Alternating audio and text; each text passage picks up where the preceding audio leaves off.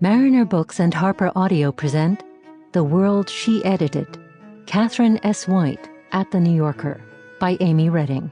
Read by Christa Lewis.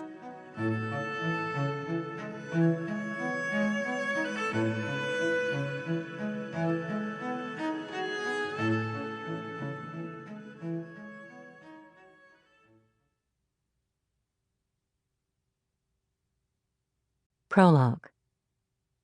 February 1953. On a February day in 1953, Katharine Sergeant White sat in her corner office at The New Yorker on the 19th floor at 25 West 45th Street. Snow was falling outside, and her desk was piled with manuscripts and mail, all overdue because she'd only just returned to the city from a week at her farmhouse in Maine.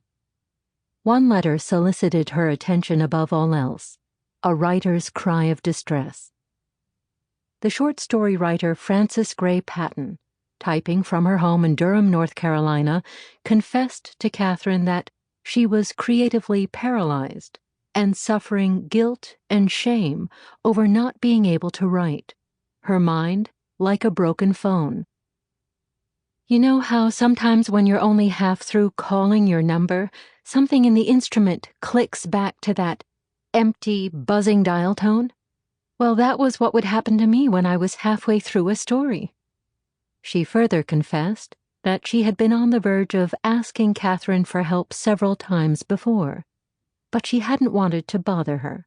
So instead she forced herself to write a new story, rather dull and contrived, which she was sure Katharine wouldn't like and which hadn't yet worked to lift her out of her doldrums.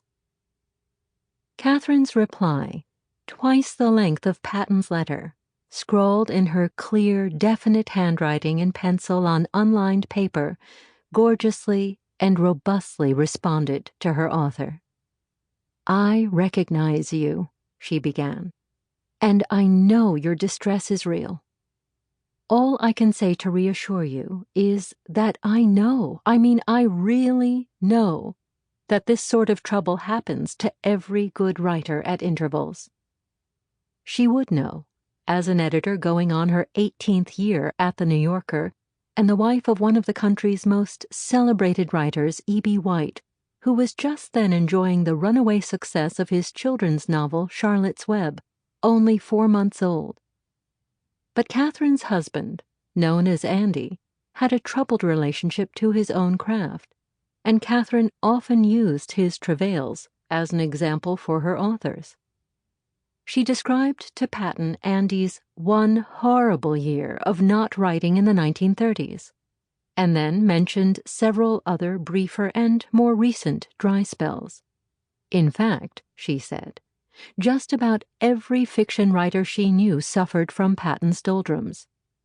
They start stories and never finish them, or they finish them and decide they are unsuccessful, or they like them and send them out. These are distinguished writers whose names you would know well, and then get rejections. These episodes happened with such frequency that Katharine had realized they were not symptoms of brokenness, but the very opposite. "Fanny, I'm sure that what you are suffering from is merely the disease of being creative, plus the trouble of having the written word as your medium." Then Katharine dug into some potential solutions. Might Patton take a short trip to write elsewhere? Or might she do a different kind of writing, perhaps switching from third to first person, or from fiction to memoir, or casuals and reminiscences in New Yorker parlance? Perhaps she could write under a pseudonym. Katharine even generated a few concrete story ideas from the funny, newsy personal letters that Patton had written to her recently. She ended the letter squarely on a rejection. The story that Patton thought she wouldn't like had in fact been met with a resounding no vote among the magazine's editors. "At the same time, I think you were right to submit this manuscript. A writer half the time can't judge his own work fairly, especially..." Sample complete. Ready to continue?